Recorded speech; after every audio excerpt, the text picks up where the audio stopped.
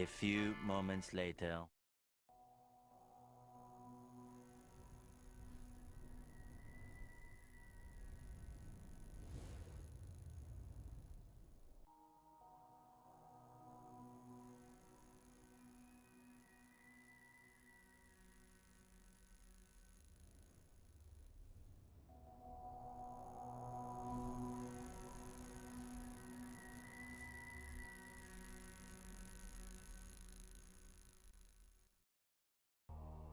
Everybody has their own way of playing the game. But my way of playing the game is winning the game.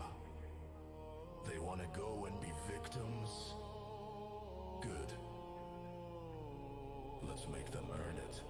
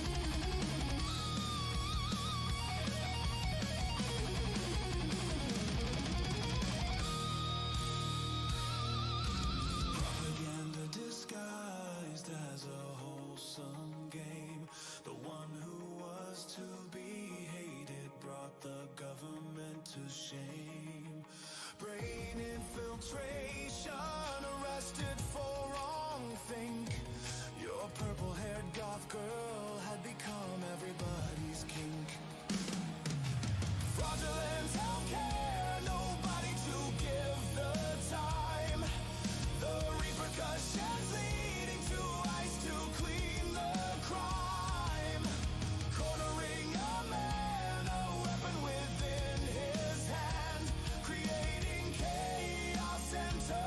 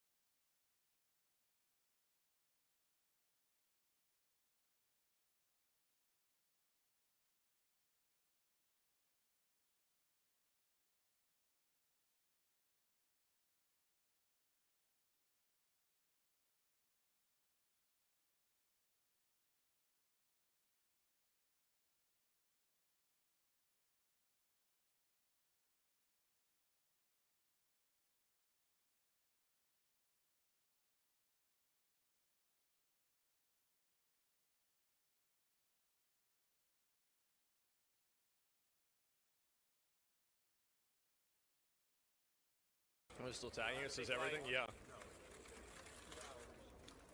Man. You see, Rupert Lover's for Britain has more membership than the Conservative We're not Party. quite done, Around but 6 we weeks will in. definitely didn't finish see this that. one here. I I'm think not it's surprised. great. They need to be fleeing back over the border just as So I'm quick glad as they to see decided this they happening, thought right? they can Obviously, come that's over where the things are border. going. I think it's going to continue. This is Doesn't what U.S. we check wanted. criminal records before hiring? I mean, yeah, as far as I know, they have to do that, but I'm not entirely sure. And this is also, look at this. Here we go. Salida. Salida derecha. Can you say it in English what that means? Salida. I mean, guys, there's something really wrong if they don't understand what that sign means. There's something really, really wrong with that. Oh my God.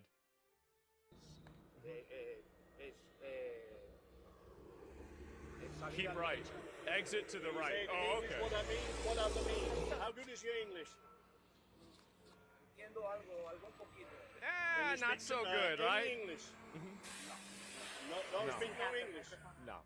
What does that mean? Yes. What does it mean? No? What does it mean when you're going down, you see the sign? What does that mean? What do you have to do?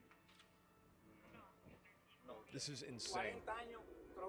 40 years I drove around in Cuba? Well, what the fuck? Okay, if you don't speak enough English, Uh-huh. to be operating a commercial motor vehicle, okay? Yeah. You also don't have enough knowledge of the signs to even say it, okay? So this, right now, you're going to be placed out of service, okay? I mean, this is just, guys, this is crazy. Keep right. And he's just moving his arm in that direction. Holy shit, man. And you see ambulances set on fire in the UK? I think I did. Yeah, they were the Jewish ambulances or something like that. I did see this. And shocked to realize ICE are pretty friendly when nobody's trying to kill them with an SUV. Isn't that a fucking mystery, right? Wow, who could have possibly predicted that? And so, yes, I'm very glad to see another one. I will look at this too. I might as well. And they have their own ambulances. Yeah, there was like a weird thing where there's like a Jewish community like health thing. Like, I think it's stupid too, but you know, for some reason that's the way they do things over there. The negotiation didn't have a path to citizenship. It was entirely on their terms in order to get Ukraine funding, right? Well, I mean, Chris, that's been a failed play for 20 years. So you are right that has been the Democratic strategy for 30 years, maybe. And it has failed to deliver for the people we care about most, the undocumented Americans that are in this country. We care about most failed to deliver for the people we care about most, the undocumented Americans that are in this country. I don't see how anybody can watch that and take it seriously. I really don't. Oh my fucking God. Call them illegals? Yep, that's right. And I don't know what to say. It's just fucking ridiculous. But yeah, ambulances don't always transport emergency patients. Yeah, I don't know. Why do they care about them the most? Because it's not about caring about anybody. It's just about a, what do you call it? It's just about virtue signaling as always. Several people are recovering from stab wounds this morning following a brawl at a downtown LA restaurant. Gigi Graciette is there with more on what started the fight. Gigi. And that's right. According to law enforcement sources, both the suspects and the victims, well, they were all friends. Actually, some of them may even be related to each other. Take a look. Video shared on Citizen app showed quite a large response by police and paramedics with multiple victims down in different locations. And then there was the search for suspects and all of the bystanders who were watching the drama unfold at Zaya Restaurant on 7th in downtown L.A. This morning, we have exclusive new information about what happened as the private party was wrapping up. Servers brought the group their bill, and that's when sources say the fighting started. It was 4:40 in the afternoon. The all-girl group apparently disagreeing on something and began arguing with each other. Police confirm one of the women pulled out a knife while another one grabbed a bottle. The war of words quickly turning into a very dangerous fight. The fire department says 5 people were evaluated at the scene. 4 of them, all women, taken to the hospital ages 26 to 37. All of them were stabbed. some with a knife, another with the bottle. The fifth victim, police are calling her Jane Doe. They don't know who she is because even though she had some serious cuts to her face, she decided to just leave. By early evening, police confirmed 2 suspects were arrested, and this morning those 2 suspects, both women, are behind bars facing assault with a deadly weapon charge. Bringing it back here live, we're told one of the suspects is apparently related to one of the victims who got stabbed. No word today if that bill ever got paid at the restaurant. Reporting live, I'm Gigi Graciette. Back to you. All right, Gigi, thank you.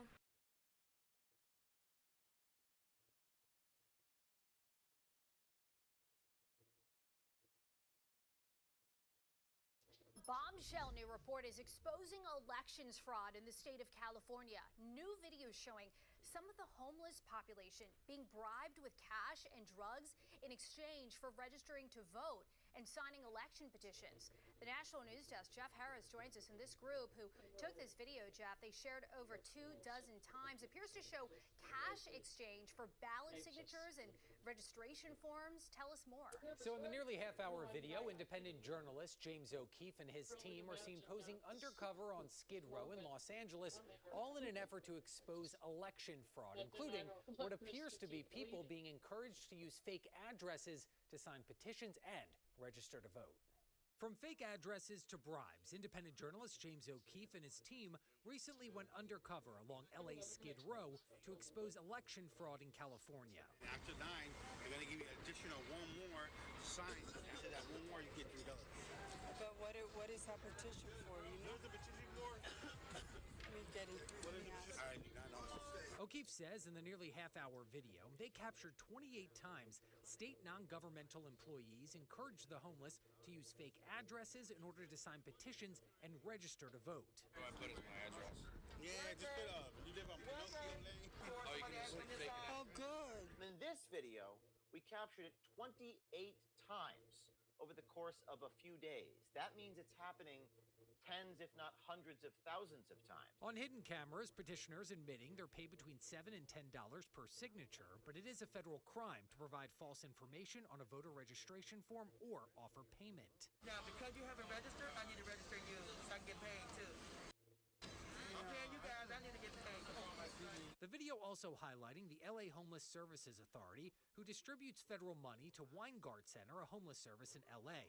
A LASA employee being caught on camera directing people to where fraudulent petitioners were located and coaching plausible deniability. Go to Skid Row and see if there's people out there with clipboards. Patient ignorance is no excuse for the law. But a lot of times I have to say I didn't know. I had no idea. In response to the reporting, state leaders, including the first assistant U.S. attorney for the Central District of California, acknowledging what's being shown, writing on X, quote, "I want to assure the public that this DOJ, under the leadership of Attorney General Pam Bondi, will aggressively pursue anyone and everyone involved in violating federal election laws." The LA District Attorney's Office also responding to O'Keefe, "Our office received your complaint and will open a file for preliminary review." Plus, Governor Gavin Newsom, his office writing, quote, "Anyone caught engaging in this activity should be investigated and prosecuted to the fullest extent of the law." And I think that's why Newsom is putting out the statement he's putting out. I think because he knows he's going to have to do something on this. Now, this investigation comes as the state of California is already being looked into by the Trump administration surrounding alleged hospice and home health care fraud. Independent journalist Nick Shirley also recently releasing a video claiming to have found over $170 million in state fraud. Reporting for the National News Desk, I'm Jeff Harris. Jeff, thank you.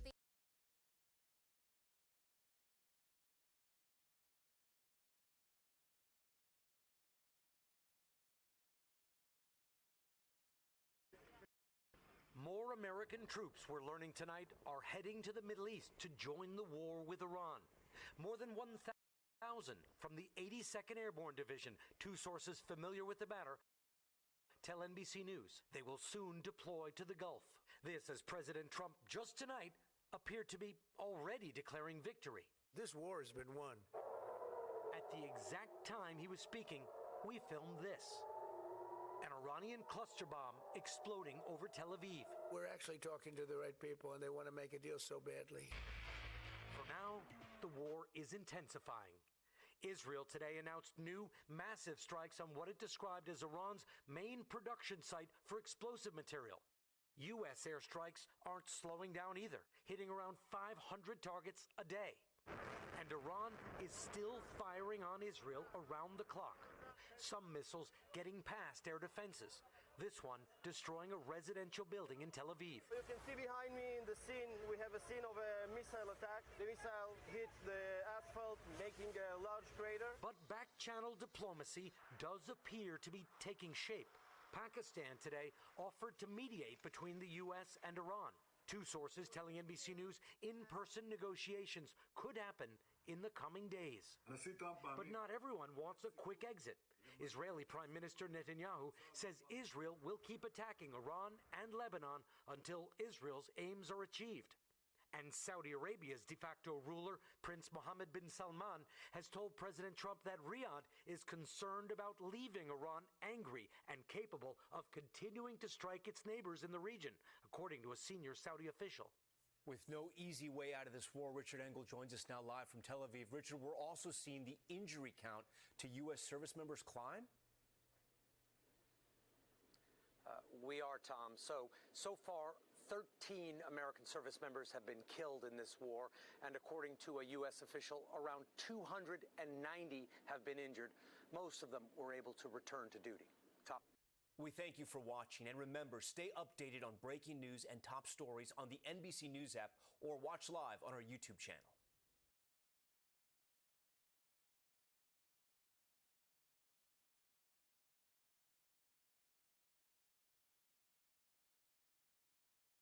This has been really fun to keep up with, I'm not gonna lie. So Star Trek went down the woke rabbit hole. They're the last stronghold of wokeness, all right? Hollywood's trying everything, all right? You take an IP, you know that people will watch it just because they love the old IP, and they shove some gay stuff in there. It's literally what they did. They had gay, effeminate, emotional Klingons, all right, which were supposedly some epic warrior race of badasses.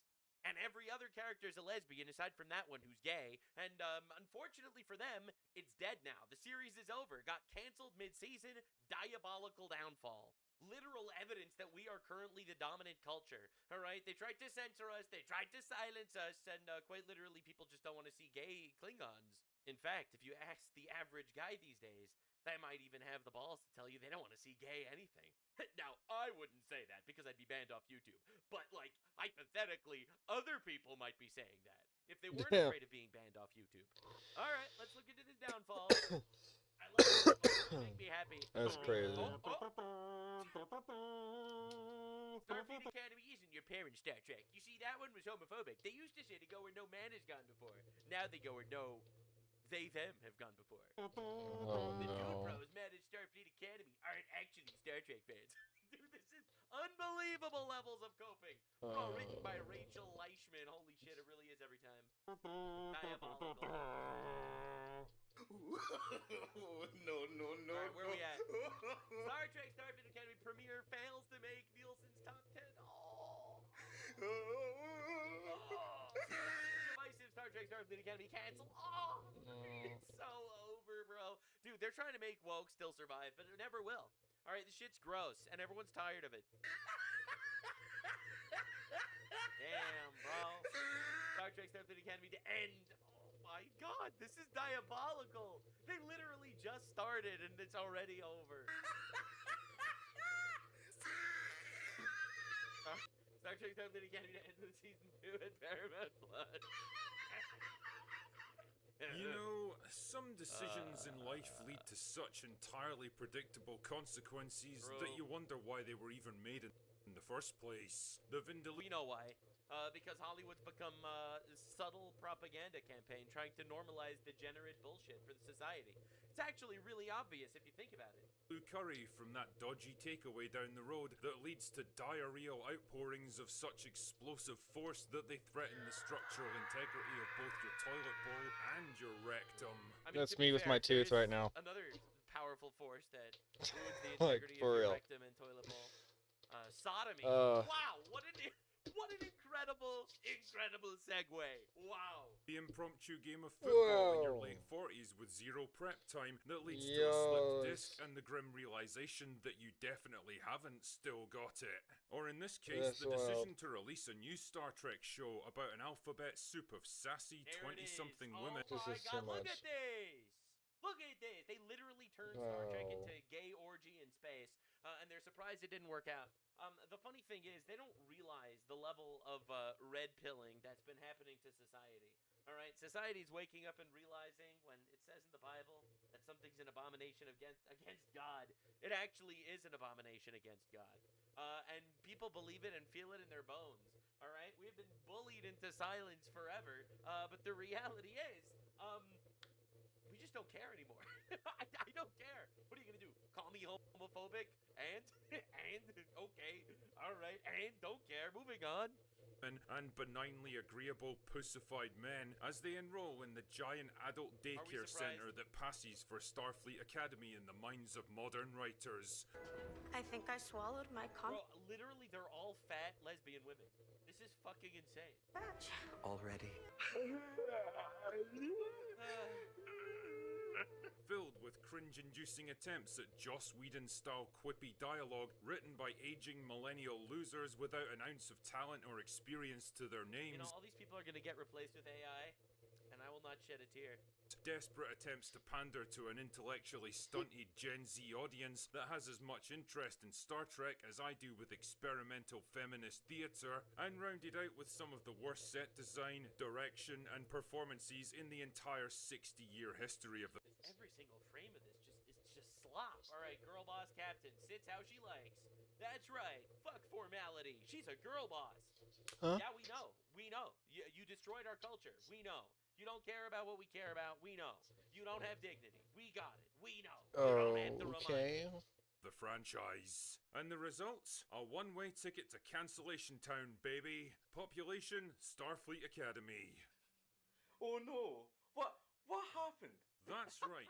Much to everyone's non-surprise and to the dismay of literally dozens of people who claim to be fans on social media, the news broke last night that Paramount had wisely decided to flush this laughable turd of a show down the refuse chute of entertainment history at their earliest possible convenience. I support Paramount for this brave decision.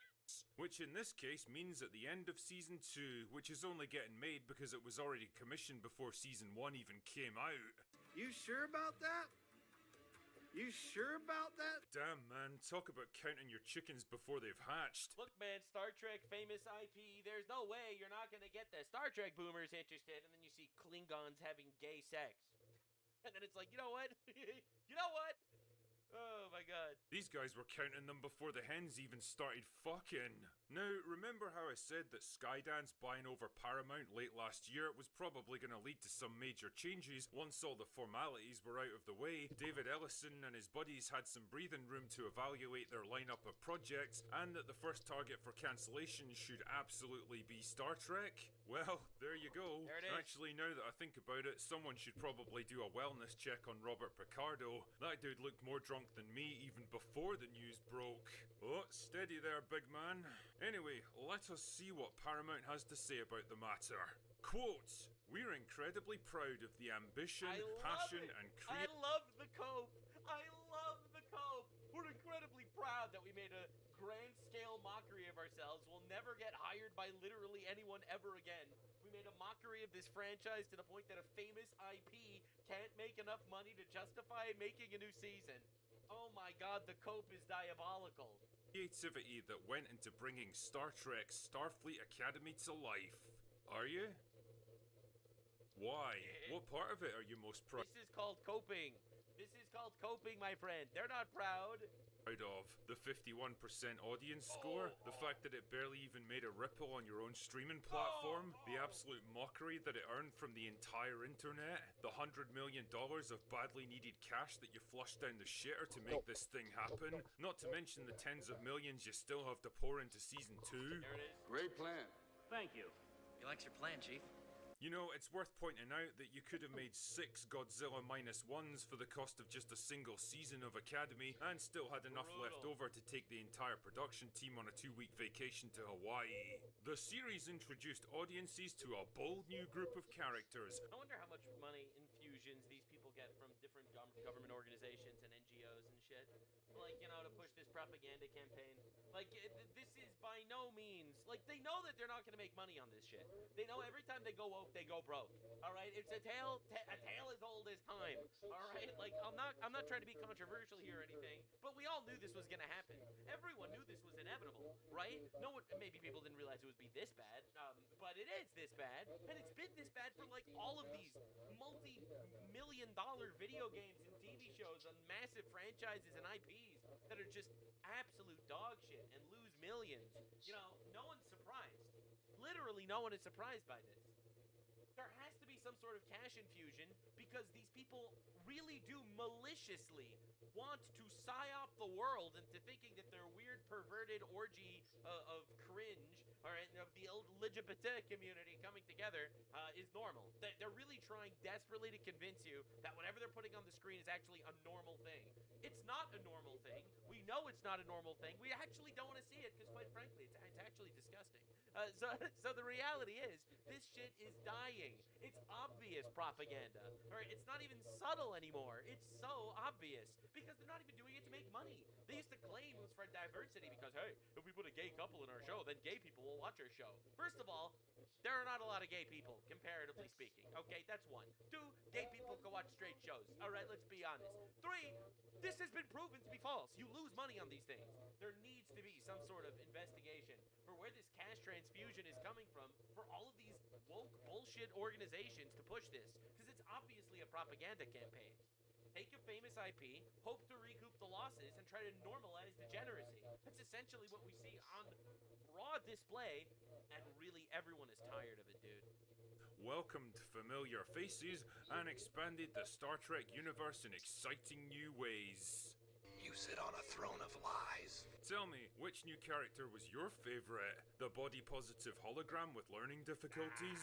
The other body-positive cadet with learning difficulties who managed to swallow her own communicator somehow? I don't think anyone wants to crawl through her Jeffrey's tube. Alright, dude, the body-positive officer in charge of physical fitness who looks like climbing a flight of stairs would She's not in charge of physics. That's involve making camp for the night and trying for the top the following morning. You know, I think I'm spotting a bit of a theme here. The captain who treats the bridge of a starship like a charming little book and coffee shop in Portland. The gay, sensitive, dress-wearing Klingon born from a polyamorous relationship that... No, that's not canon. So... fuck it, I just can't with this show, man. We're grateful to Alex Kurtzman, Noga Landau, Gaia Violo, and the entire cast and crew who pushed storytelling boundaries in the spirit of Gene Roddenberry's vision. Yeah, I'm sure Gene Roddenberry was really envisioning gay-sensitive, my teeth are like screaming in pain. All of it. Oh dear, someone's telling porky pies, aren't they? This vacuous, childish, incompetent replication of Star Trek would be enough to make Gene Roddenberry go... And yeah, I used that scene because it still haunts me to this goddamn day. Yep. I think we both... Star Trek used to actually be cool sometimes. I mean, most episodes were just, you know, Captain Kirk takes his fucking... I never thought his name was Kirk. I don't know how that just happened to me. Holy shit, I didn't think of that forever. Anyway, Captain Kirk goes, he takes his shirt off, he beats up the alien, he sleeps with the alien woman, and a couple of red shirts die. But, you know, they actually had some pretty diabolical sci-fi stories in there. You know, they really did. And The Next Generation was actually good shit. It really was. They had some really, really interesting episodes. And then they had some other seasons, which were relatively mid, comparatively speaking, and now it's just total slop. Know that if I was to go to his grave and play an episode of Starfleet Academy loudly enough, I'm pretty sure he'd rise from the ground, driven by pure rage at what had been done to his creation, and hunt down every single person involved in it. Pray that I do not enact such a Machiavellian scheme. I think my favourite part of this might be the final sentence, though. We look forward to sharing the upcoming second and final season with everyone, and continuing to celebrate the cast, crew, and all that was accomplished with this series. You sure about that? I really don't think you want to be talking about Starfleet Academy in terms of accomplishments, lads. The fact is, you gambled this entire project on one thing, the modern audience, and you lost big time. Why? I'll be real with you. I don't even think they gambled it on the modern audience. I think that's a cope. It's a cope in right-wing spaces. It's a cope in conservative spaces that they get. There is this nebulous, elusive modern audience that they're actually trying to capture. I don't think it exists. Okay? I really just don't think this modern audience that they're looking for actually exists. The modern audience is a couple of teenagers with gender dysphoria on Twitter that are threatening to kill themselves for likes. Okay? Like that's the modern audience that they're looking for. I don't think this is real. I really think this is a psyop. I don't think they gambled it on a modern audience. I think they hoped that enough people would watch Star Trek because it's Star Trek and it's a famous IP, and they would be able to inshitify it to the nth degree by pushing in as much propaganda slop, normalizing the most hedonistic ideas possible, all right? And hopefully people watch it anyway because it's Star Trek. And I think that's why they did it. I don't think they actually even tried to make this successful as a standalone show. I don't even think they tried to capture a modern audience. I'm so black-pilled on like the entire media sphere that I believe that their goal is quite literally the propaganda and not the art at all. Because you gambled on something that never even existed. It was nothing but a smokescreen, don't you know? The tiny minority of moronic, terminally online activists who make the most noise on social media aren't loyal fans of your franchise that'll support your product or even consumer. The reason why they support the product, not that they'll watch it, but the reason why they'll support it is because they are also trying to normalize this bullshit. Alright, think about it. If you are a transgender, you're a man that identifies as a woman, alright? And most people think you're retarded because you are. And the reality is, you're trying to normalize the fact that you think you're a woman. What do? Well, it's simple. All you do is you get Hollywood to produce endless slop, Netflix to produce endless slop, tricking children into thinking men could be women. All of a sudden, all of those children now think you're normal. That's right. Why fix yourself if you could fix everything else in the universe around you to make yourself feel less retarded? That's literally the psyop that's going on. All right? They're not going to convince people by any form of rational debate that a man could be a woman. But you know what they can do? They can psyop enough retards and children into thinking that a man could be a woman by normalizing the fuck out of it in all these degenerate TV shows. That's what they're doing. All right? And the reality is, anyone that thinks that they're actually doing this for money to gain some sort of modern audience, they're deluding themselves. All of these shows get canceled. All of them. The Acolyte, part of Star Wars, one of the biggest franchises of all time. Acolyte, massive failure. Star Trek, Starfleet Academy, massive failure. The Lord of the Rings, massive failure, the TV show. That can be exploited for money because they have none. And if they did, they wouldn't give it to you, that's for fucking sure. All they care about is winning, breaking down another barrier, capturing another cultural landmark to deny it to their enemies, destroying someone else's toys so that everyone will be just as miserable as them. And it seems in Alex Kurtzman, they found the most useful of idiots. Black Lives Matter, the NAACP. The goal is not really to promote Star Trek, but to promote these organizations. And the goal is not to promote the actual show we're making. The goal is to use the show to promote bullshit agendas. To use our platform to be able to bring greater awareness to these very, very literally known as the fuck you are important messages and places. Honestly, if I was in charge of Paramount Skydance, I'd probably Batgirl Season 2 quicker than you could say modern audience, take the tax rate down and save all the post-production costs. I mean, really, considering Season 1 opened to dismal reviews and never even managed to chart, who exactly do you think is going to watch Season 2 of a show that's already been cancelled and therefore has no future? Save the money, save the embarrassment, save what's left of Star Trek's legacy, and just kill this horrifying, misshapen abomination right now.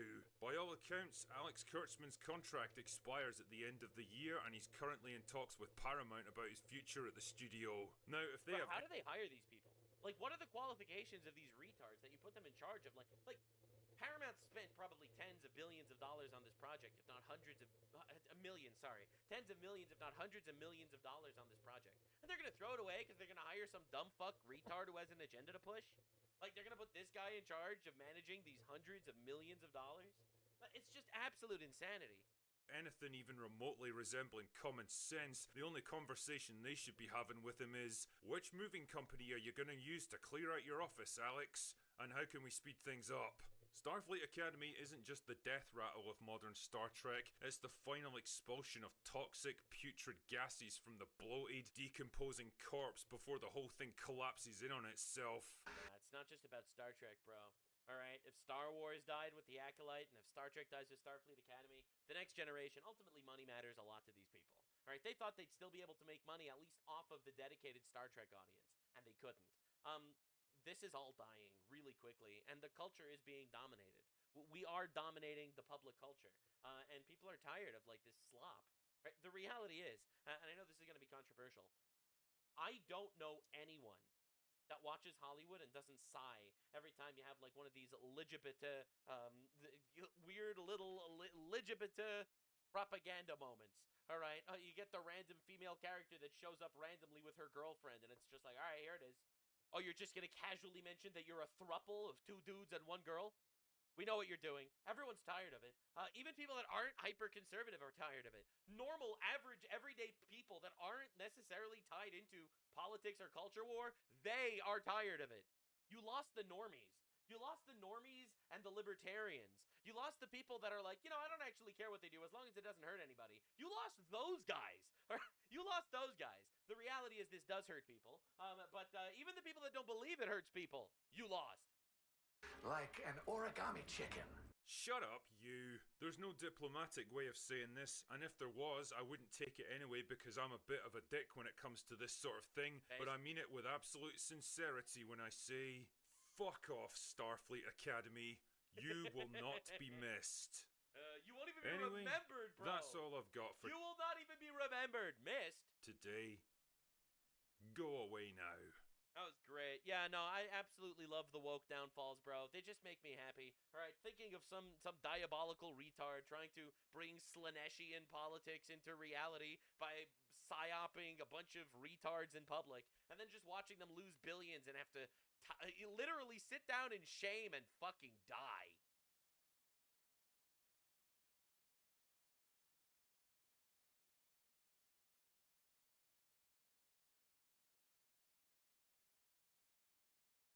Blow dryer exposes China's $2.5 billion USD smuggling network.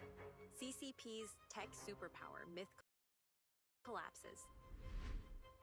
Key components of the J-20 swapped with defective parts.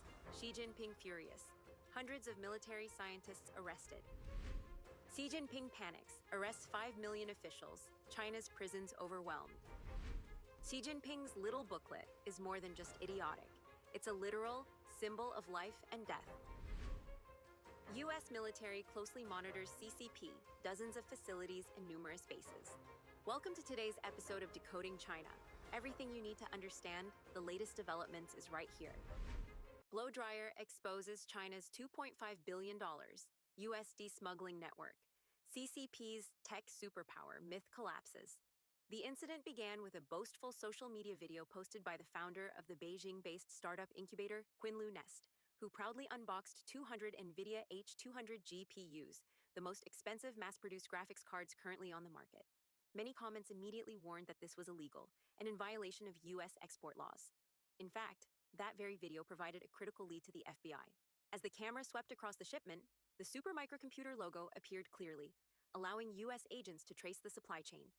A secret investigation soon revealed that this was not an isolated smuggling case, but a sophisticated criminal network operating over multiple years. On March 19, 2026, the U.S. Department of Justice announced indictments and arrested Yishayan Wally Liao, 71, co-founder, senior vice president, and board member of Supermicrocomputer. Holding nearly $500 million in company stock, he was accused of masterminding a $2.5 billion AI chip smuggling operation into China. 2 accomplices were also identified. Raitsang Stephen Chang, 53, head of the Taiwan branch, currently at large, and Tingwei Willie Sun, 44, an external contractor, arrested the same day.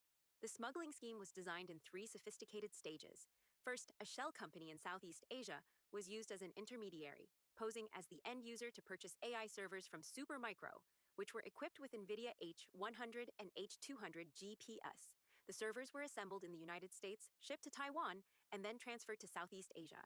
Second, upon arrival, the servers were dismantled, labels removed, and repackaged into plain cardboard boxes to conceal their origin before being shipped into mainland China. Third, all coordination was conducted through encrypted apps such as WhatsApp. To evade audits from the U.S. Department of Commerce and Supermicro's internal compliance teams, the group staged an elaborate deception. They created thousands of dummy servers, externally identical to real ones but with no chips inside. When real servers were shipped out, the fake ones were placed in warehouses. Workers used hair dryers to heat the serial number labels on genuine packaging, peel them off, and transfer them onto the dummy units so that records would match. Surveillance footage captured this entire process, becoming irrefutable evidence in court. This small detail enabled the network to operate for years, but ultimately led to its collapse. The news triggered shockwaves. Supermicro's stock dropped 12% in after-hours trading on March 19th, then plunged another 33.3% on March 20th, closing at $20.53 and wiping out nearly $5 billion in market value. In China, the A-share market fell into chaos. Stocks in the computing power leasing sector all hit limit down on March 20th after rising sharply the day before. Investors panicked amid suspicions that many of these firms had sourced servers through Liao's illegal channels. If that pipeline is cut, their core supply disappears, and with it, their business models and inflated valuations collapse instantly. Online comments argued that flaunting smuggling as a badge of honor is pure illusion. Billion-dollar transactions that challenge geopolitical boundaries never escape FBI scrutiny. Such actions not only carry severe personal risk, up to 20 years in prison, but also damage the reputation of the entire tech sector and reinforce the stereotype: if you can't get it, steal it. The case exposes a harsh reality about China's AI sector under CCP rule. More than 60% of its leading AI models still run on NVIDIA hardware. Training large-scale models requires thousands of high-end GPUs running in parallel for months. A rigid and irreplaceable demand? Domestic chips such as Huawei's Ascend, Byron, and more Threads still lag significantly behind in performance, ecosystem, high bandwidth memory, and market maturity. Despite claims of leading in applications and algorithms and achieving an AI leap forward, the industry remains deeply dependent on U.S. technology, sustained through smuggling via gray channels, an unstable lifeline with black market markups exceeding 50%. Once the primary supply chain is cut off, research stalls, costs surge, and business models collapse. The market crash on March 20th was a direct panic response to the bursting of this false prosperity bubble. This smuggling case also escalates the U.S.-China tech war. Export controls will become tighter, more precise, and more targeted. A simple hairdryer has shattered the myth of technological power, proving that reliance on smuggling is not a sustainable solution. It only pushes the CCP into a weaker position in the life and death struggle over AI computing power, a battle that is only entering its most brutal phase. Key components of the J-20 swapped with defective parts. Xi Jinping furious. Hundreds of military scientists arrested. China is now exposing the glossy facade of the modernized military it has boasted about for years.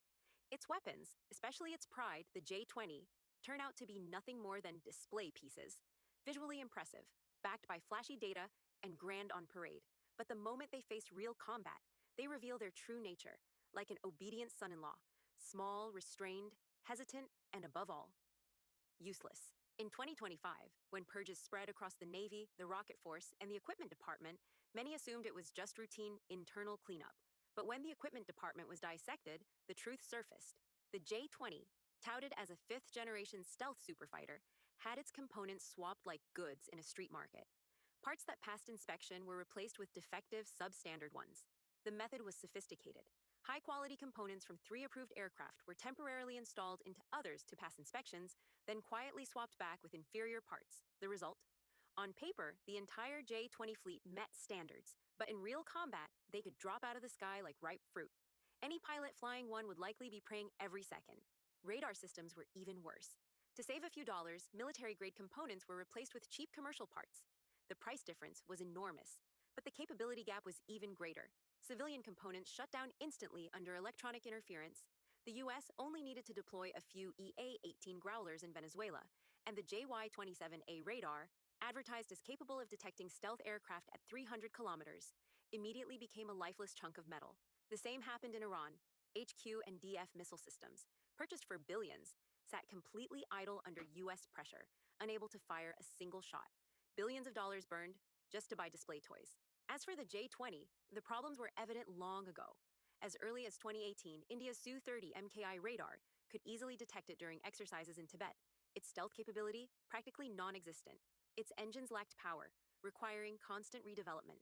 Performance was exaggerated, costs inflated, and inspections greased with bribery. The result?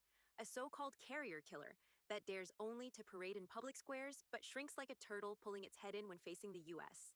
Then came the downfall of its father. Yang Wei, the chief designer of both the J-10 and J-20, an academician of the Chinese Academy of Sciences and deputy general manager of AVIC, was removed from the Academy's official list on March 17, 2026. Rumors spread rapidly. Arrested, personally targeted by Xi Jinping. The charges: deceiving superiors, falsifying J-20 reports, and deep-rooted corruption. And he wasn't alone. Wu Anqing, fake anti-stealth radar. Wei Yiying, missiles that never fired. Zhao Xiangong, tactical nuclear weapons for Iran turned into scrap metal. Liao Juzhou, Lopnor base filled with counterfeit materials, along with multiple other academicians, all removed from official records for serious violations of ethics and law. Corruption has become systemic. A closed supply chain, no competition, no external oversight, and continuous erosion of massive state funding. Shen Ming of Taiwan summarized 4 chronic diseases: reverse-engineered Russian technology patched with inferior domestic parts, poor material durability leading to tank and artillery failures, chaotic integration across military branches despite copying US doctrine, and political priorities overriding technical standards. A culture of copying, plagiarism, and academic fraud runs rampant, to the point that rumors of fake thermonuclear weapons no longer sound baseless. This situation mirrors Russia's Kinzhal missile, hyped as an invincible hypersonic weapon, yet reportedly veering off and hitting a chicken feed warehouse in Ukraine. Putin responded by arresting scientists. Xi Jinping is doing the same, detaining academicians, loading them onto buses. 2 kindred regimes, following the same script: invincible in the lab, magnificent on parade, obedient like sheep in real combat. And when things go wrong, purge and silence. In short, China can produce weapons that look advanced, but not weapons that can actually fight. As long as systemic corruption and political manipulation dominate, its defense industry will remain an obedient son-in-law. Impressive before leadership, but shrinking and trembling in real battle.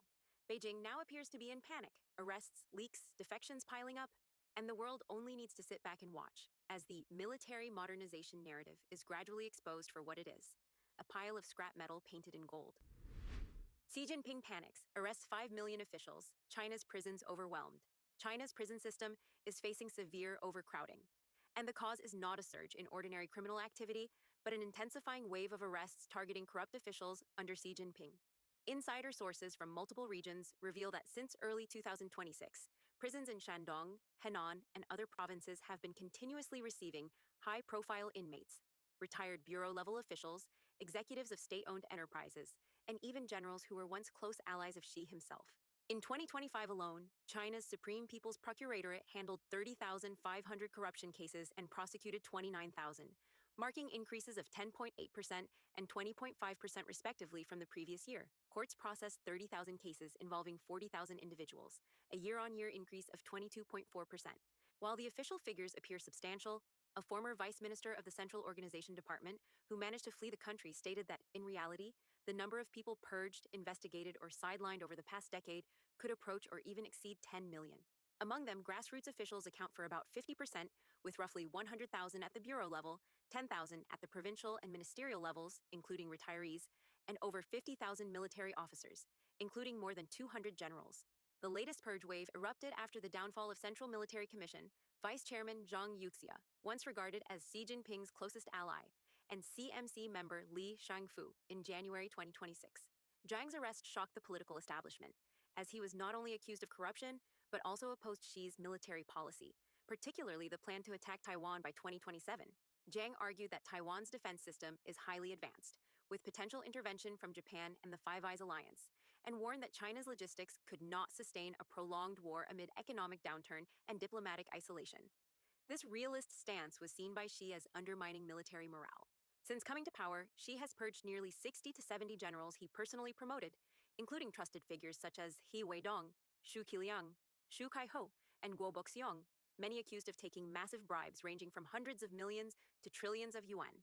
In some cases, such as Xu Kaiho, investigators reportedly found over 1 ton of cash along with jade and antiques. Guo Boxiong was said to have amassed hundreds of billions simply by selling official positions. Today, only a handful of active generals remain, including Zhang Shengmin, Dong Jun, and a few newly promoted figures. This indiscriminate purge has pushed both the military and the party into a state of constant fear. Shanghai-based entrepreneur Hu Liren revealed in a live stream that following Zhang Yuxia's case, panic spread rapidly throughout the system, with even retired officials living in anxiety. Commentator Kai Shenkin noted that the scale of this purge is unprecedented in the history of the Chinese military, turning senior command positions into high-risk roles and eroding professional dignity and institutional trust, consequences that may become evident in any future conflict. Beyond the military, the campaign has expanded into the private sector through a mechanism known as residential surveillance, a form of secret detention without clear legal basis, similar to RSDL, allowing authorities to isolate suspects for up to 6 months without access to legal counsel. Cases involving entrepreneurs such as Wang Liping, Hengli Hydraulic, family wealth of 6 billion yuan, and Yu Donglai of Pengdonglai, who distributed 4 billion yuan in profits to employees to avoid forced donations, illustrate how local governments, burdened by debt, are resorting to aggressive asset seizures from private businesses. In essence, Xi Jinping's anti-corruption campaign has not eliminated corruption because its root lies within the Communist Party system itself, a network of intertwined interests and risks that makes it nearly impossible for officials to remain clean. The current purge now carries clear economic motives, confiscating vast assets from officials and entrepreneurs to fill fiscal gaps, prepare for potential conflict in the Taiwan Strait, fund military spending, and maintain domestic stability. Authorities are expanding prison infrastructure, increasing detention budgets, and even targeting retired officials abroad through new cross-border anti-corruption laws. Scholar Yuan Hongbing described this approach as drinking poison to quench thirst, a regime digging its own grave. Xi's authority is gradually eroding, from muted internal criticism to coded jokes spreading across society. Beneath the banner of relentless anti-corruption, China is entering a deepening cycle of instability, where loyalty is temporary and fear has become the only constant. Xi Jinping's little booklet is more than just idiotic. It's a literal symbol of life and death. On June 7, 2019, at the St. Petersburg International Economic Forum, SPIEF, between China and Russia, a scene unfolded that stunned the world. When asked a question by the host, Xi Jinping responded, "Let me check whether this is in my little notebook," and then opened it. A head of state fell into a prolonged silence, lowering his head to flip through the little notebook in his hands. Even more ironically, after searching for quite a while, he said, "It's not in the notebook." This detail, somewhat comical yet entirely real, took place right at a press conference, raising a profound question. How can a person who needs to rely on a little notebook, even to answer a reporter's question, steadily rule a country of over 1 billion people for more than a decade? The answer does not lie in the people being unintelligent. To understand this, one must look at the operating structure of a totalitarian system, where thought unification, comprehensive control, and fear are fused into the very foundation of power. In modern Chinese history, using a little notebook to guide behavior is nothing new. During the Mao Zedong era, hundreds of millions of people held the quotations from Chairman Mao, reciting and reporting daily. The form may have changed, but the core has not. The imposition of a single framework of thought. When thought unification becomes the central political task, even absurdities must be accepted as truth. The historical idiom, calling a deer a horse, once seemed absurd, but in a system where everything is aligned in one direction, it ceases to be an exception and becomes the rule. The key point is not that people cannot distinguish right from wrong, but that they fully understand the cost of speaking the truth. The Great Leap Forward offers a clear example. Claims such as 10,000 jin of grain per mu were reported everywhere. No one truly believed them, yet many still repeated them, not because they did not know better, but because they knew all too well that in a system where power overrides reality, compliance is the only way to survive. Alongside thought control comes absolute control over violence and resources. The state holds the military, police, and judiciary, while also controlling land, finance, career advancement, and even basic conditions for survival. When an individual's livelihood is tightly bound to the system, resistance is no longer a simple choice. Society is also fragmented to the point where each individual becomes isolated. Independent organizations do not exist, and the ability to form connections is suppressed. In such a condition, each person faces the system alone, and this isolation severely weakens any potential for collective resistance. At the same time, modern technology extends control to an unprecedented level. Firewalls, censorship, data surveillance, and ubiquitous cameras make access to truth difficult while raising the cost of connection among like-minded individuals. When a person does not know whether anyone else shares their views, silence becomes a natural response. Under these conditions, compliance is not a sign of stupidity, but the result of a rational calculation for survival. when resistance could mean losing one's job, implicating one's family, or even facing imprisonment, while the chance of success is negligible, pretending not to see becomes a logical choice. Fear thus becomes the second pillar of the system. It is not abstract, but concrete, shaped by a long history of political campaigns and repression. Collective memories of violence create a reflex across generations to avoid political involvement, and this fear continues to be passed down. More importantly, this fear extends beyond the individual to the family. A child's education, a relative's job, or a parent's welfare can all become leverage. This means that any decision carries consequences not just for oneself, but for loved ones as well. Yet fear is not unbreakable. When some people overcome this psychological barrier, even policies that once seemed immovable can collapse rapidly. This reveals that the system's foundation is not absolute strength, but the maintenance of fear. Notably, there are groups who have persisted in holding their ground over long periods despite immense pressure. They refuse silence and continue to speak what they believe is true. This state of being free from fear generates a different kind of power, one rooted not in authority, but in conviction. From this perspective, the core issue is not the image of a single leader, but the psychological condition of society. A system may appear solid, but if it rests on fear, it carries an inherent structural weakness. If one day more and more people in China truly let go of fear and refuse to participate in the absurd performance of calling a deer a horse, that will be the moment when a system built on fear begins to unravel, and a decisive step toward genuine freedom. U.S. military closely monitors CCP, dozens of facilities, and numerous bases. The U.S. military is monitoring 23 port facilities involving China, along with a network of space support bases deployed by China across South America. This was disclosed by U.S. Southern Command Commander, Marine Corps General Francis L. Donovan, during testimony before Congress on Tuesday. At a House Armed Services Committee hearing, Donovan warned that China's activities and expanding influence are posing a growing threat to U.S. national security. He expressed particular concern over Beijing's deepening involvement in developing port infrastructure and space facilities in South America, emphasizing that these assets are dual use in nature, serving both civilian and military purposes. He noted that China's investments in critical infrastructure, key ports, and logistics systems have enabled Beijing to establish a foothold in the region, raising concerns that these facilities could be used for intelligence collection, creating cyber vulnerabilities, or disrupting logistics during global crises. In addition, China's space facilities could support satellite tracking, military reconnaissance, and interception of sensitive information. Committee Chairman Mike Rogers also stated that China is expanding its influence through ports, telecommunications networks, critical mineral processing, and other strategic infrastructure. He emphasized that these investments are not benign economic activities, but part of a deliberate strategy to expand influence and undermine U.S. security. Donovan described Panama's recent moves: withdrawal from the Belt and Road Initiative, reducing reliance on Chinese contractors, and removing a Chinese company from control of key ports at both ends of the Panama Canal, as a significant and positive development.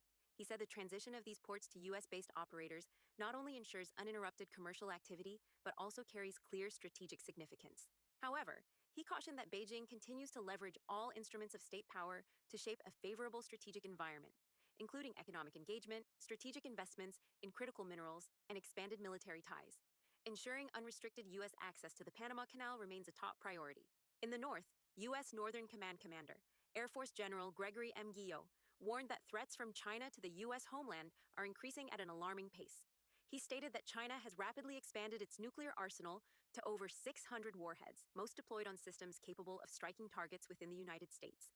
He added that China has begun deploying conventionally armed intercontinental ballistic missiles with sufficient range to strike Alaska, and in the coming years will continue deploying sea and air-launched cruise missiles capable of targeting the U.S. homeland. These systems may be deployed from next-generation submarines. Meanwhile, China's activities in the Arctic are also increasing, with a record number of research vessels entering the region in 2025. U.S. assessments suggest these operations may partly support future military deployments. The report also noted that growing coordination between China and Russia is increasing pressure on the United States, including joint air and naval operations near Alaska. While no formal military alliance exists, their shared view of the U.S. as a strategic adversary creates a foundation for wartime cooperation, complicating U.S. military planning and increasing the overall threat to the homeland. When addressing the Golden Dome missile defense system proposed by Donald Trump, Guillot stated that space-based interceptors capable of destroying missiles during flight are feasible and are already moving forward in development. We'd love to hear your perspective. Leave a comment below and share your thoughts. If you found this video helpful, please share it with your friends. Your support keeps us going and inspires us to deliver even better content. Don't forget to like and subscribe for more in-depth analysis from Decoding China. Thank you for watching.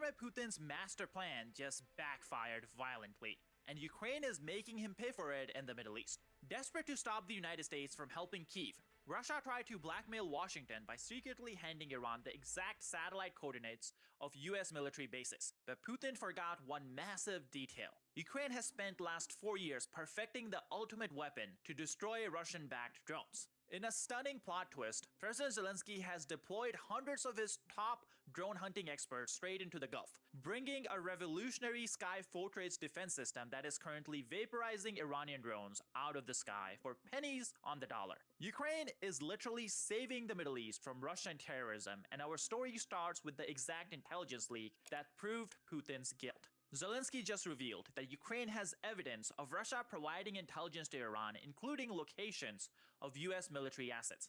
Take a listen. There is growing evidence that the Russians continue to provide the Iranian regime with intelligence support. This is clearly destructive activity and must be stopped, as it only leads to further destabilization. All responsible states are interested in ensuring security and preventing bigger problems. Markets are already reacting negatively, and this is significantly complicating the fuel situation in many countries. By helping the Iranian regime survive and strike more accurately, Russia is effectively prolonging the war. There must be a response. Now, the US media has been reporting on this information since the first week of the Iran war. Many speculated that 6 US service members who died on the first day were actually killed because Russia shared their location with Iran. Now, this was a question that was put to Special Envoy Steve Witkoff, who is actually currently negotiating with Russia to end the Ukraine war. His response, well, it seems like he's a bit too believing of Russian lies. Take a listen.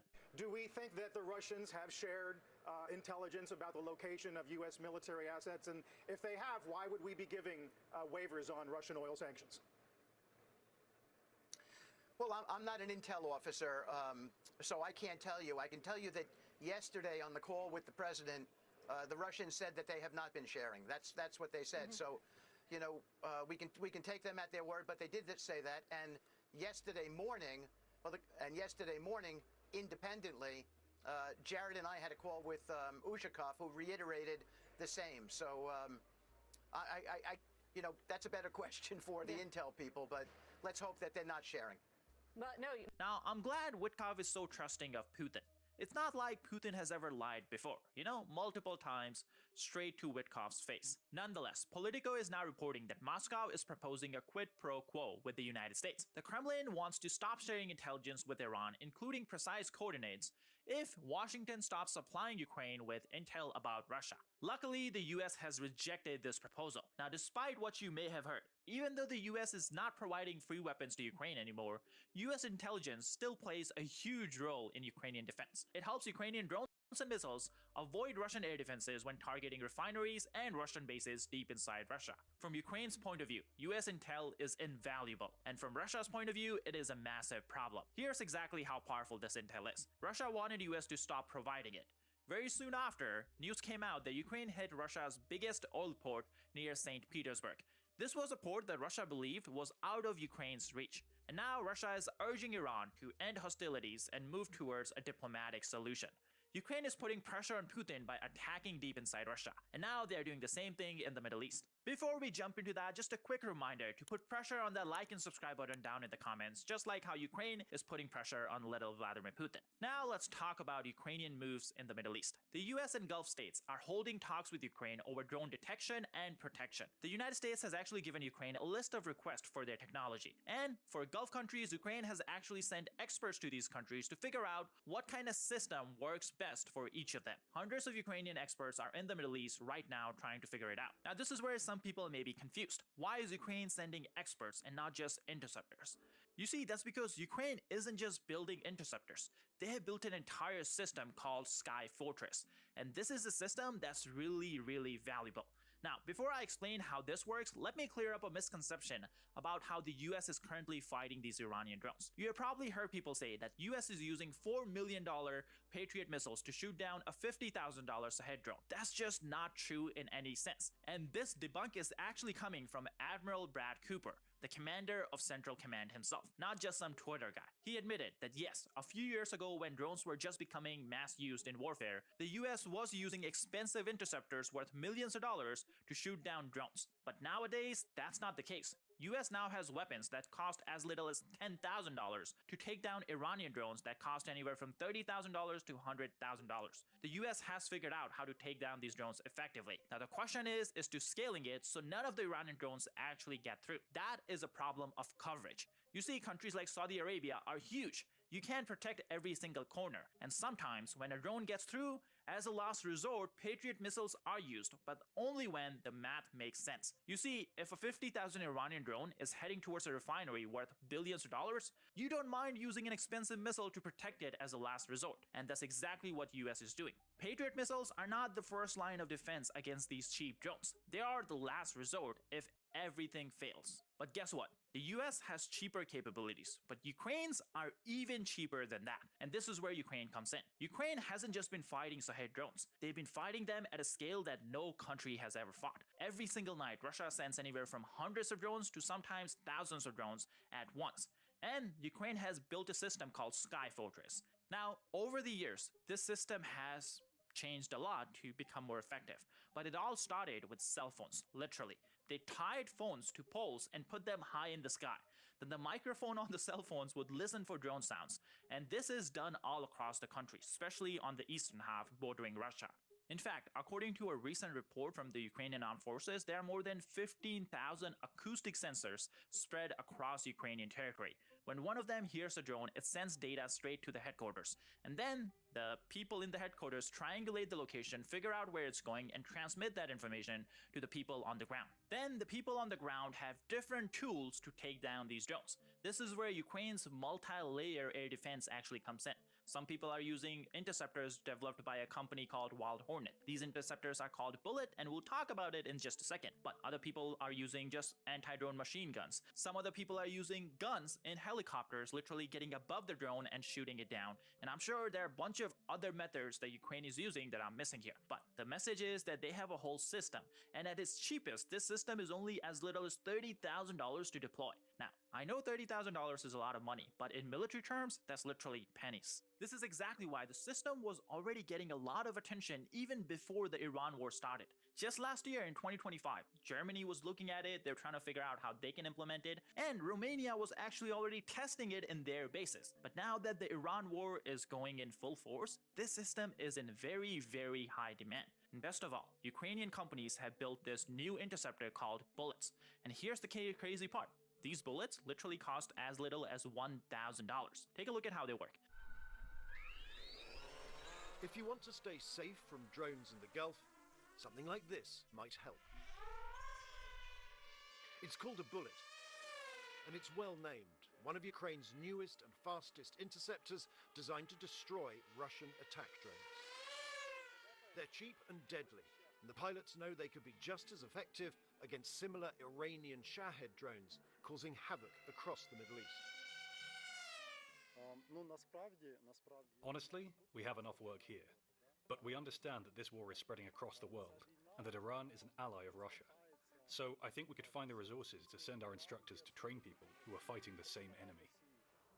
This is new technology, but here, an old idea. A cheap interceptor that can destroy the cheap Shahed drones coming in to attack. But it's taken a new war in the Middle East to wake the world up to the value of these things. And now the world is knocking on Ukraine's door. And this is how they work. The incoming threat is spotted, the pilots launch the interceptor and use the camera simply to crash into the drones. These interceptors may be complex technology and put together by hand, but unlike expensive missiles and aircraft, they can be mass-produced quickly. The 3D printers at this factory run round the clock, making the plastic parts. The boss said he was surprised the world was only now waking up to their importance.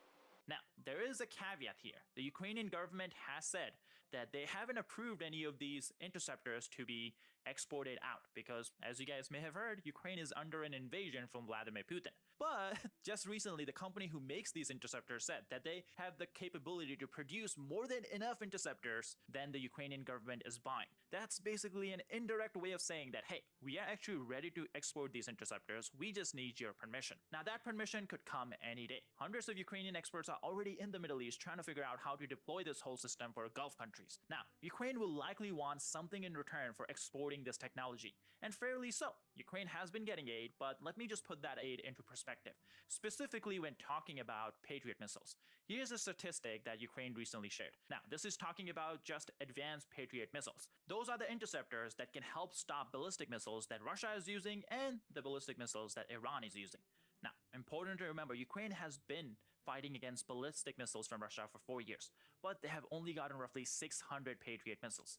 And in just first 3 days of the Iranian war, we have used more than 800 Patriot missiles in the Middle East. Now, it makes sense that the United States wants to use its stockpile of Patriot missiles to protect US servicemen in the Middle East. But the point of sharing this statistic is that even though people have been talking about Ukrainians getting aid, it's nowhere close to what they need. And now Ukraine actually has something that the world wants, so they're probably looking to get either Patriot missiles or anything else that can help stop Russian ballistic missiles. And in return, they're going to give the world the drone system that they have designed. The important part about the system, though, it's not just the system that's important, it's the way it works. You know, there are drone pilots, there are people who are able to communicate all this information to people on the ground, and that kind of stuff does need training. And unfortunately, since the war is going on right now in the Middle East and the Gulf countries need this technology as soon as possible, training might be the one thing they cannot afford, because training takes time and Gulf countries need the solution right now. But then again, Ukraine was able to figure all this out while they were at war.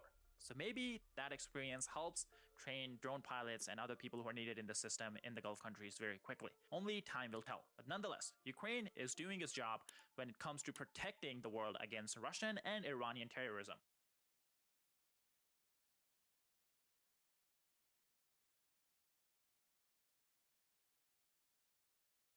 Traditional healing practices used for generations to treat the body and mind are now being officially recognized as healthcare in New Mexico. Medicaid in the state will now cover these services for Native American members. News 13's Marilyn Upchurch spoke with community members who say this is long overdue. It really is a big part of our culture and, like I said, to our identity as well. University of New Mexico medical student Taylor Russell appreciates modern medicine, but as a Native American, she's also interested in traditional medicine, and it's something she is advocating for as a future physician. She wants to bridge the gap.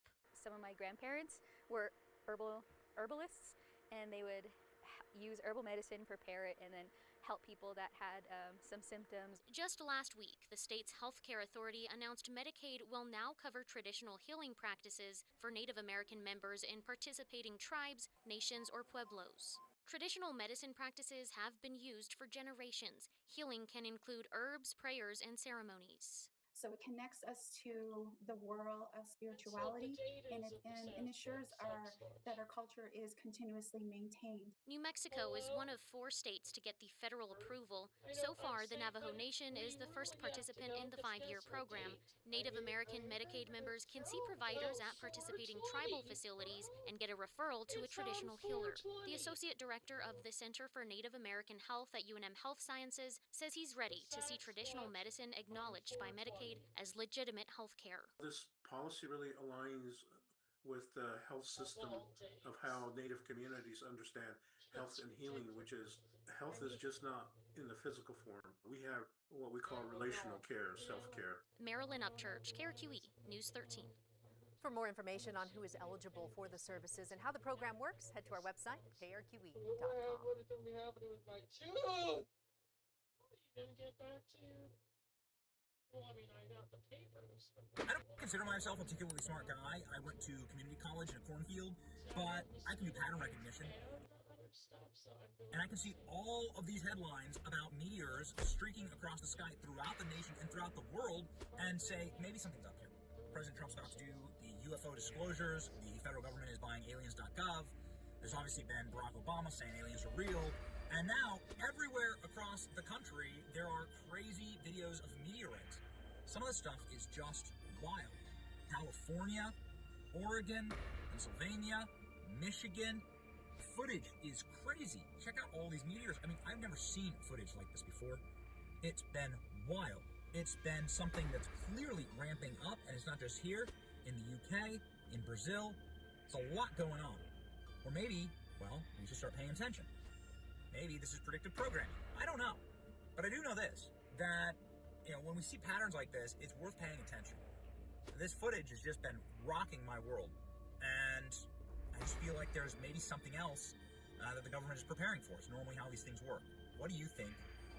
Crazy. Have you seen any of the streaking meteorites through the sky, or whatever they are? Do you think someone's preparing something? Remember, Steven Spielberg has Disclosure Day coming out just in time this summer. The aliens revealing themselves. Maybe. Seems all connected to me.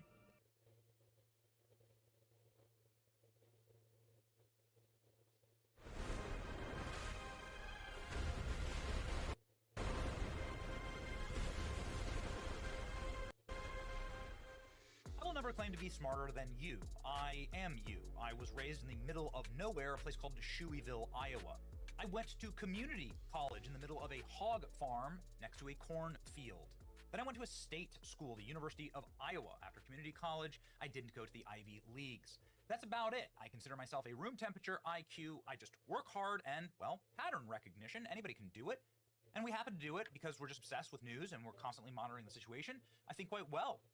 That's about it. That's our only superpower, and, well, we encourage you to join us in the chat if you have any specific patterns you happen to notice. Here's one that we've noticed as of late. Fireballs in the sky. Check this out. Fireball in sky. Here we go, from one day ago. Video shows a bright fireball in Northern California. Kind of terrifying. Colorful fireball streaks across the sky in Colorado. Meteor lights up the sky in Texas. Produces many loud booms, many people say. People across the Pacific Northwest report green fireball in the sky. Fireball lit up the skies over Oregon. Would you look at this? Hancock County fireball. 2 fireballs light up the sky in Michigan. Oh man, and if you start actually looking through the international headlines, you'll start to notice that it seems like they're preparing us for something. Oh wow, U.S. Cybersecurity and Infrastructure Security Agency has just purchased aliens.gov. Donald Trump has just ordered the release of all the alien files after Barack Obama said that there were aliens. This is aliens.gov, by the way, right now.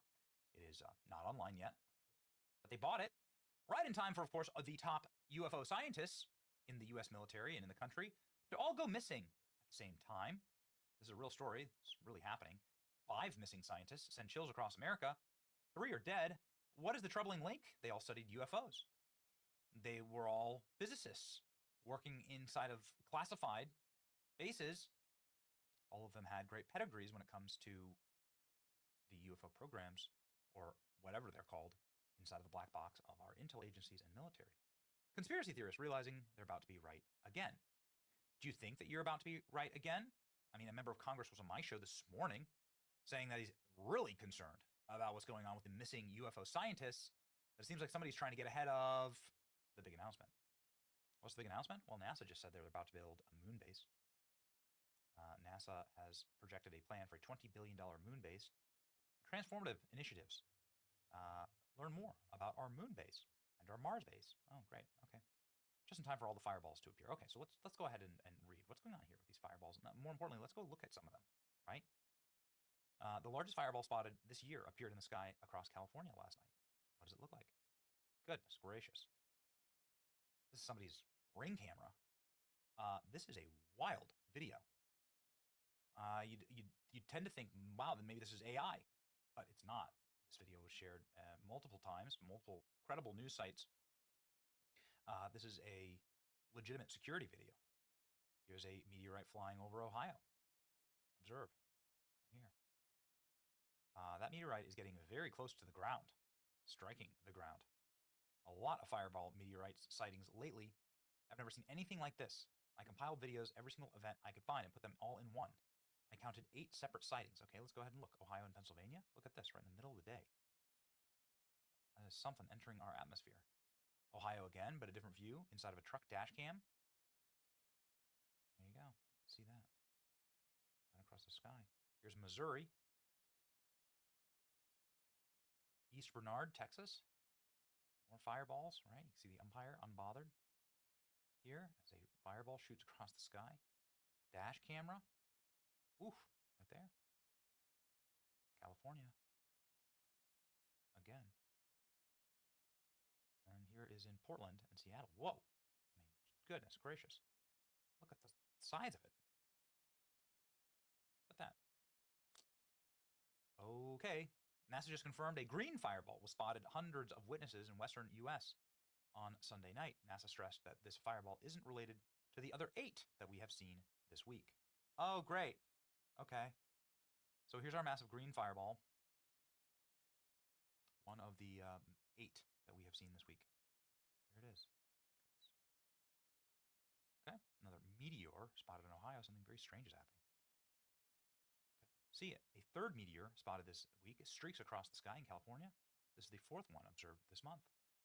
This one was green. Any explanation as to why it's green? NASA confirmed the green fireball that was spotted streaking across the sky.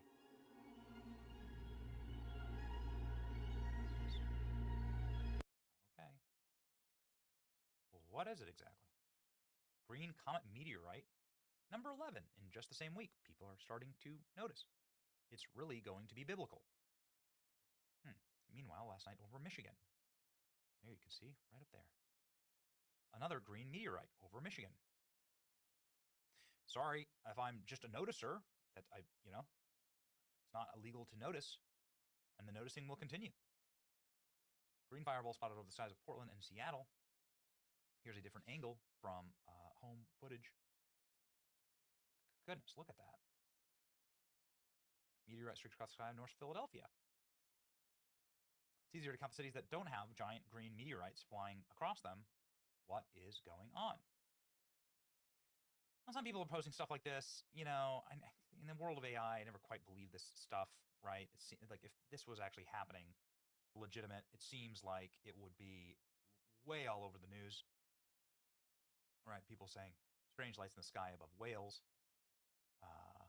Some of the stuff can be explained through just commercial aircraft, satellites, whatever. But yeah, it's worth asking a question. Luminous UFO has been spotted in the skies over Brazil. Shifted from stationary to moving before fading off into the distance. Can't tell. Don't know. But I do know this, that predictive programming is a real thing, and it sure as hell seems like something is about to break when it comes to the UFO topic. Everything from President Trump saying that Barack Obama made a big mistake by talking about classified information to, the strange mystery disappearances of members of the UFO community, to the sheer number of insane meteorites that everyone has been seeing. I don't know, man. Just get that sense, right? What will it be? What will actually end up happening? Stay tuned. Like, share, and subscribe. Truth is out there. They're all really demons. See ya.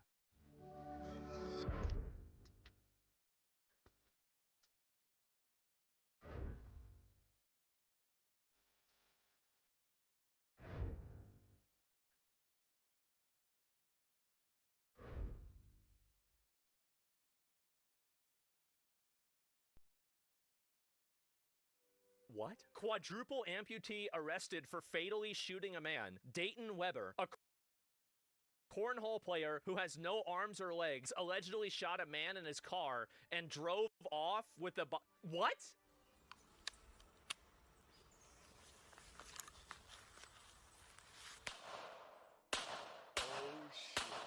Oh shit. So he was unarmed while being armed. Out of Charles County, police now investigating after a professional cornhole player with no hands and no legs is accused of firing a deadly shot all while driving. How did someone with no arms, no hands manage to fire a gun and allegedly kill someone? There is no evidence at this point to suggest anybody else was involved in the shooting. He acted alone on this. Oh shit, so they're playing the video. You know what this is like? This is like in the 1960s or 70s when every single disability was a punchline before we had any sort of political correctness at all. And there would be like a laugh track behind this entire thing. How did they arrest him? You mean how did they handcuff him? His name is Dayton James Weber, a 27-year-old quadriplegic amputee and professional cornhole player. Uh-oh. Guys, I'm really starting to feel like he did it. Think about what he would be like if he was at full power. Like, that's actually scary. Yeah, God had to nerf him. He would have gotten away with it if he didn't record this. There he is. Oh my fucking God. Who is this? Like, Jason Bourne? We're getting a movie out of this. Yes, like, I mean, obviously it's a tragedy that somebody got murdered, but That's pretty impressive. Weber took off with the victim in the car, identified as 27-year-old Bradrick Wells. 2 hours later, and about 15 miles away, Wells's body was found dumped in someone's front yard in Charlotte Hall, Maryland. So he killed the guy, and then he just dumped the body out in somebody's front yard? They're calling him Jack Can't Reach Her? He won't have fingerprints. I guess not. I think this is definitely, you know, you could say this is DEI. You know, we don't have too many of these, right? This is one of the first ones.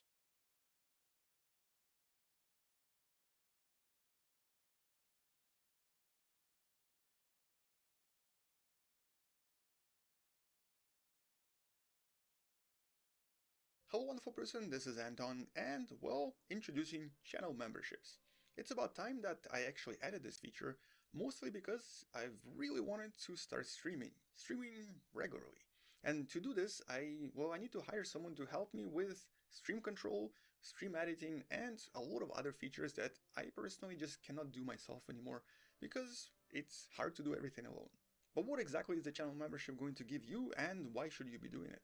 First of all, obviously, it's to help this channel improve, get higher quality content over time, and it will also allow me to start purchasing better media, to start adding more content that I would not be able to afford otherwise. And what you get out of this, except for of course better videos, well, you'll get badges, you'll get emoticons or emojis or whatever they're called.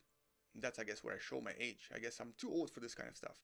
And you'll also get a lot of other features and perks that will come with time.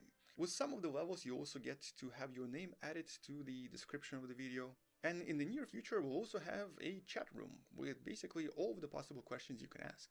But all of this will take time, and obviously I actually have to basically start hiring people. But to start hiring full-time staff, I kind of have to ask you for help. And this is really the only reason for me to start the membership program. You also get access to some of the unreleased videos or videos that I've made but are still sort of in my catalog of videos that I haven't published yet, and you get some special content on top of this. So there are going to be a lot of different bonuses, but most importantly, this will also assist me dramatically in becoming a better content producer and, well, better science communicator. And that's kind of my goal for the next few years. On that note, well, thank you so much for watching, stay wonderful, and thank you for all of your support. I love you, bye-bye.